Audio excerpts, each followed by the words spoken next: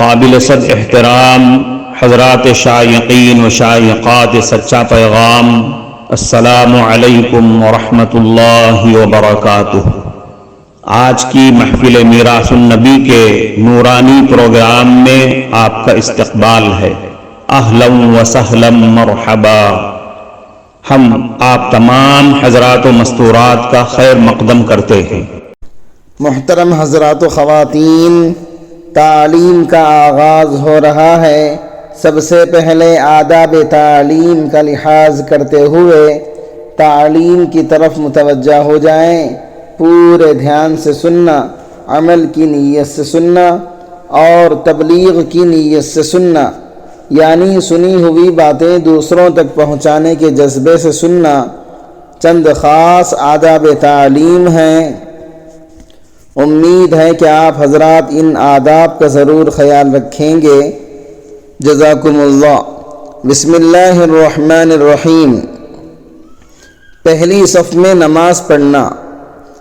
انفرادی نماز کے مقابلے میں جماعت کے ساتھ فرض نماز پڑھنے کی فضیلت 27 گنا زیادہ ہے، لیکن جماعت کی نماز میں بھی پہلی صف میں نماز پڑھنے کا ثواب سب سے زیادہ ہے۔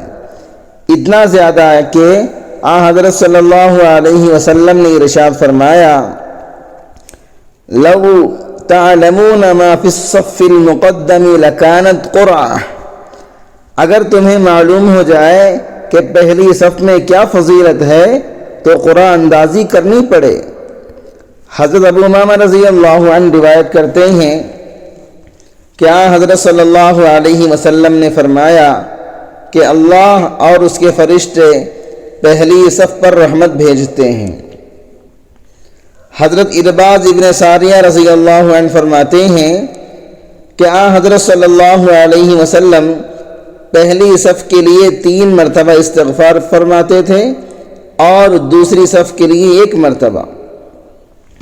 لہذا یوں تو ہر نماز پہلی صف میں پڑھنے کی کوشش کرنی چاہیے، اور اگر ہر نماز میں اس کی پابندی نہ ہو سکے تو جب کبھی موقع ملے پہلی صف کی فضیلت حاصل کرنے کی فکر اہتمام کے ساتھ کرنی چاہیے، لیکن پہلی صف میں اس طرح زبردستی گھسنا جائز نہیں ہے جس سے دوسروں کو تکلیف ہو۔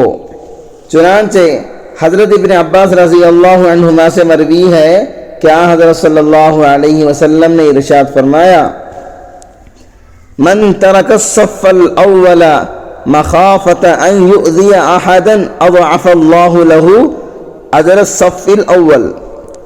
جو شخص اس خوف سے پہلی صف کو چھوڑ دے کہ کسی دوسرے کو تکلیف ہوگی تو اللہ تعالیٰ اس کو پہلی صف کے ثواب سے 2 گنا ثواب عطا فرما دیتے ہیں۔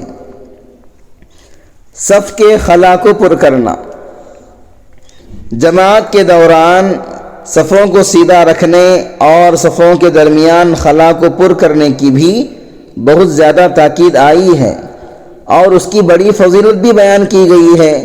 حضرت عبداللہ ابن عمر رضی اللہ عنہما سے روایت ہے کہ حضرت صلی اللہ علیہ وسلم نے ارشاد فرمایا، من وصل صفا وصلہ اللہ۔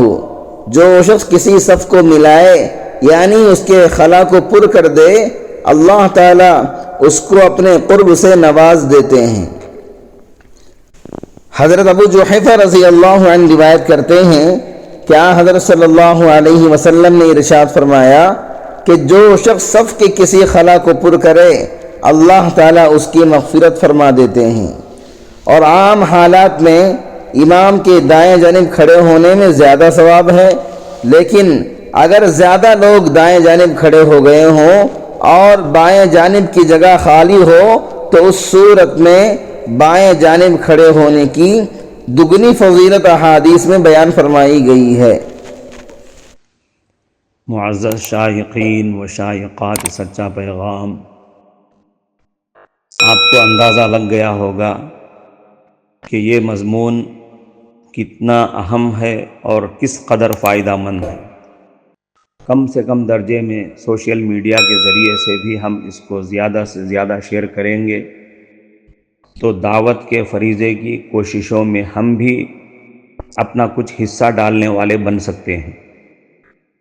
لہٰذا زیادہ سے زیادہ اس کو عام کریں تاکہ پوری دنیا کے ہندوؤں کی غلط فہمی دور ہو جائے اور انہیں یہ زمینی حقیقت معلوم ہو جائے، اور وہ اپنے اصل مذہبی لیڈر پیغمبر آخر الزماں حضرت محمد الرسول اللہ صلی اللہ علیہ وسلم کو ماننے پر مجبور ہو جائیں اور کلمہ پڑھ کر آپ کے ساتھ ساتھ وہ بھی جنت میں جانے والے بن جائیں۔